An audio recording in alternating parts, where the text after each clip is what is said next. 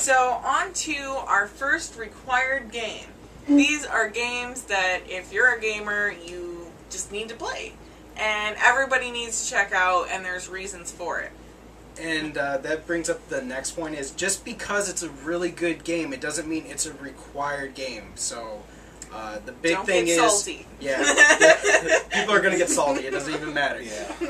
This is our opinion, and we are going through like a checklist of things that like fit the parameters for what makes a game so good that everybody should at least experience it. So, Dun, dun, dun. here it Our is. first required game is Portal. The first Portal. And some reasons. I'll start my reasons. The innovation.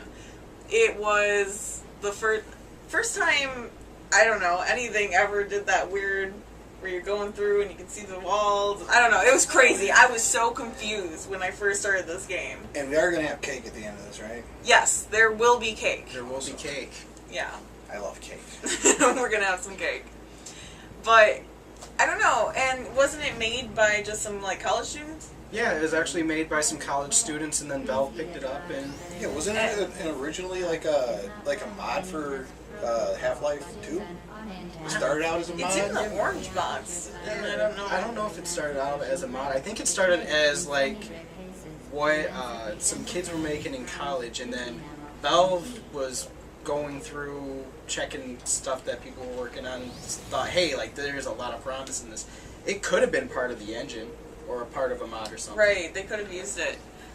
But it was just really innovative. Like, the entire idea of using the two different colored portals. Breaking the dimensions. Right. Yeah. Also, to me, the humor. The humor, I would say story. I mean, there is and there isn't a story in it. There's a story in it, and the story is epic, and the writing is hilarious. The writing's amazing. Oh, yeah. The writing is great. And it has one of the best characters that has ever been visualized in a game, in my opinion. I think GLaDOS really just is. Every time she says anything, I love it. It Yeah. just has Me me too. cracking up. You stop and listen. Like, you don't even Yeah. progress. You just stop and you want to listen to what's being True. said. Right, yeah, it's true. You just listen to what she has to say, and then, like, alright, she's not talking, I can go. But the Right. other big thing is, this is one of the fewer games that it's a first-person game and you're not just blasting away at anything. You had to come up with like creative ways to take out the enemies in the environment. So And I like that, because I'm not into first-person, like, really anything that much, Right. but if they make it innovative like that, and I've been seeing that a lot lately with, like, first-person games just being innovative. Like, did you play the Unfinished Swan yet? No. yeah, I Yeah. have. Yeah, that's Yeah. pretty. I didn't. It's crazy just throwing the paint around and Yeah, then you it's can like- create your own path by just finding out. It's like a puzzle you can't see and you gotta make yourself see it. Yeah, it's That's like scary. it's kind of like you're making your own like fairy tale book while you're progressing through it. You make it from page to page by throwing this paint, and you open up a path, and you make it to like the next page, and then they like read it to you, and then you like go from there on, and you just uncover the sounds really story. cool. It is really cool. It's like a maze though. Like you can't see your way through it. You have to create. Yeah, it pretty much starts out We are white. digressing quite a bit. Yeah, and you just like, yeah, but games like that is like started with stuff like Portal. Yeah. Right. It Just really being paved the innovative. way.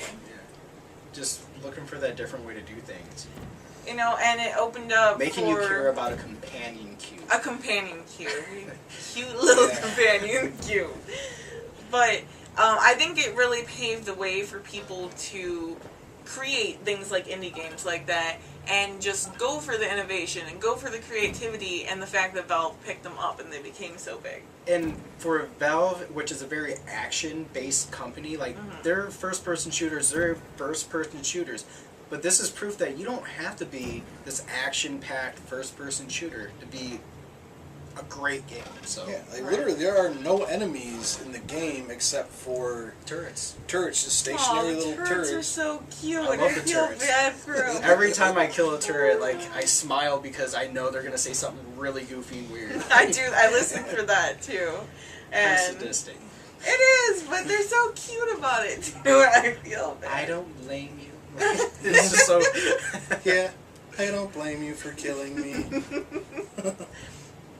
I do like the whole idea of what the story is about, going through, this Yeah, like crazy test. Yeah, it's very enigmatic, and the entire time you're being told, like, it's impossible to get through this chamber, and then you do, and she goes, very good, but, Yeah. you made it through the fastest without breaking down and going crazy and everything. Like, it keeps building and building and building, and then all of a sudden you're being slowly drawn into this fiery pit of death, and it's your chance to escape, and you just end up in this building, and it's more mystery. You're wondering what is going on here, like what are these sets for, and what happened, where are the people. There's nobody in there, it's just GLaDOS, and that's it. And I love the difficulty. Like, you start out with, like, easy tests. Super easy stuff. It and gets then- crazy. And then it gets more intricate with each thing, like jumping through holes and hitting portals in the right spot to keep your momentum going to get to the spot that you need, and making sure that your portals are hit in the exact perfect spot that they need to be. And then you gotta, like, run and hit switches, and then, like, run back through portals before the switches close, and Use your companion cube. use your companion cube. Yeah, But I a mean, little box with a heart on it.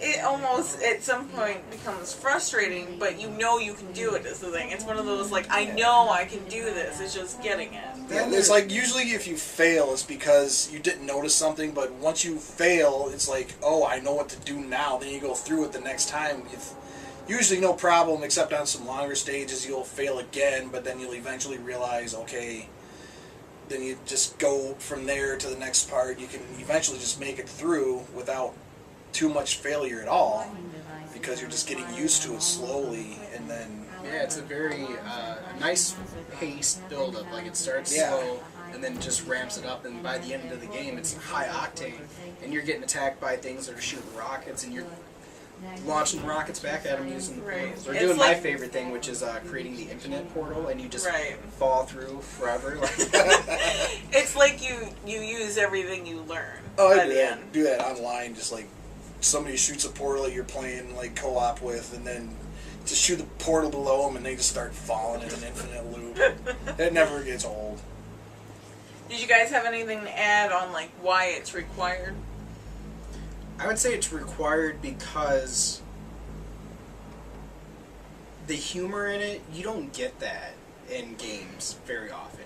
And the humor in it is just so great, and GLaDOS is so charismatic, it's hard to not like it. Right. You can't, I've never met anyone who you say, hey, have you played Portal? Yes. What do you think about it? It's bad. That's Right. never happened. So No. I think that's one of the biggest things is find somebody who doesn't like Portal who's played it, and it's a great thinking puzzle. It's something that you gotta use your brain for. Yeah. And I love puzzle games, and that is one of the best I've ever played, honestly. Yeah. And I think it's kind of a good argument for when people are like, oh, well, gamers are just sitting around playing games, on how we're using our minds. We Yeah, actually you- are you doing have to something. think. Yeah.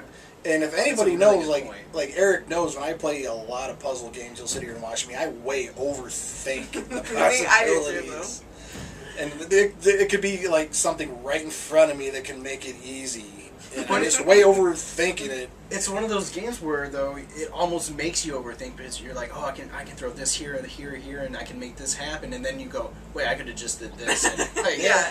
But you end up doing these kind of silly things along the way, and I mean that's part of the enjoyment. Is it's almost your own kind of, you're creating your own kind of way and story through it, and it can be almost as silly as you want it to be, or it can just be really bare bones. And it's also a great speedrunning game, just something that you can get in and launch through. Yeah. It takes you a couple hours, maybe an hour and a half to beat, if you want to go straight through without bitching it, and it's a fun time each time you do it. Yeah. Yeah. Most memorable moments. It's my turn to say yeah. Yeah. Yeah. Most memorable moments. The ending. The ending to that game, the credits. The song. I love Yes, that song. I got that it on my song. iPod. I jam out because it puts me in a good mood on my way to work. That's awesome. It Actually. does. I just jam out on my way to work, and I always put in "Still Alive." And That's part of the the reason it's such a good game. Oh yeah. I mean, I think the most memorable moment for me is just the kind of, just how GLaDOS kind of taunts you. Like when she's actually upset with you, like the entire time, you know, she's kind of your friend or pretending she's your friend. But when she switches into that mode where she's kind of like psychotic and she's saying, you don't even care about you killing your companion cube, trying to use it. Just the way she goes about trying to make fun of you is just super, super funny. But it's the humor in that game that really is almost the entire dialogue in that game is just my favorite moment. It never stops. So I would have to say that, and the companion cube. the companion cube is so awesome. Anything with the companion cube is just great. It was such an interesting thing to put in there. Yeah, it was such a nice concept. Like It's you your had best to, friend. you had to make it through the level, but you can't do it without your companion cube. And then she makes you kill it at the end. It's, Right, it's it's really just silly. awful, but it's great how they do it. Which brings us to like our favorite characters. I mean, there's not a lot of characters, but it'd definitely be GLaDOS. Yeah, it'd have to be GLaDOS. I can't even remember like the protagonist's name. Does the Shell protagonist have a or name? something? Oh Yeah, yeah, Shell. Shell. I remembered Shell. something. Shell. Yay! It's like, Yeah, it's like what, Shell. I think it's like Shell. It's like C-H-E-L? Yeah, Shell. I think so. Yeah. Chick with the springs on her. I don't know, some of the Very few times you get to see her running through the Right, portals. yeah. I like a lot of the kind of dialogue you find written everywhere. Like the character that's just in that. Like you see people slowly breaking down and screaming. Right, like- When you just writing actually- down stuff like how the cake's a lie. And, Right. they got pictures of the turrets and like just all that stuff is just so When you good. actually like break out of the test chambers and then you kind of get into like all the back rooms and all that. Yeah. It actually reminds me of like how Left 4 Dead had done that when you're reading the walls Yeah, and when going you to read the different walls, places. you get It's to kind know- of fun. The Yeah. Valve game. Yeah. You get to know characters without actually seeing Because, characters. yeah, they don't It's really characterize really people, but they have things written, and it's actually fun to stop and read. And that's the same with Portal doing that. So the reasons, obviously, we've picked this as a required game would be the humor, the story, the characters, and the innovation that it created. And that's what put it pretty high up on our list, especially to pick it so soon. Definitely. And this is a multi-platform game. right? Multi-platform, yes. Actually, I think, was it restricted to just the 360 and PC? I can't remember if it came out on PlayStation 3 or not. I don't know if it came out on PlayStation 3. I know I had it on the orange box on the 360. Right. Yeah.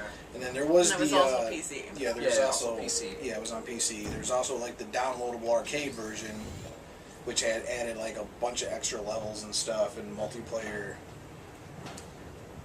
All right. And we were all 360 players, right? Yeah, we were all 360 players, and that's what we also wanted to stress to. We are not biased against Xbox.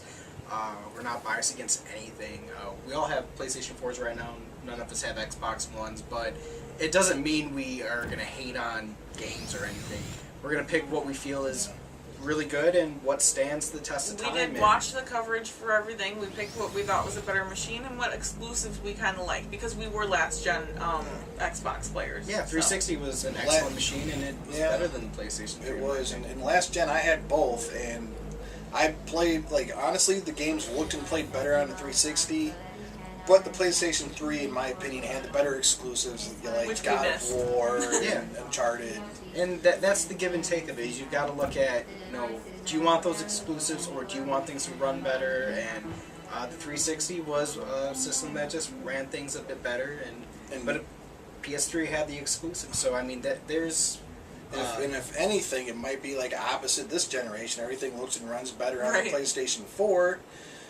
But But- Xbox might end up with more exclusives because PlayStation's got them, but they're not, showing them out yet. So Like- we'll see where all that goes. Like the Order was supposed to be a big deal, and like I guess that wasn't Yeah, all that that fell- great. that I never fell even flat. really played it yet, so I really can't talk. But yeah, me either. it doesn't really look interesting from like reviews or gameplay footage that I've seen of it. But there are some games that are pretty decent. Like I think was it Drive Club? That's an exclusive. Yeah, that's an exclusive. For the Yeah. PlayStation 4. Bloodborne, I'm That's crazy pretty about good. Oh yeah, Bloodborne. Bloodborne. Right. So basically, we're just trying to say we don't pick and choose. When we pick these, we pick them for a reason. Yeah. So that was our first required game. I'm my Moosey Fate, I'm Great Defense Mode. I'm HLC Punk. and thank you for joining us. See you next time.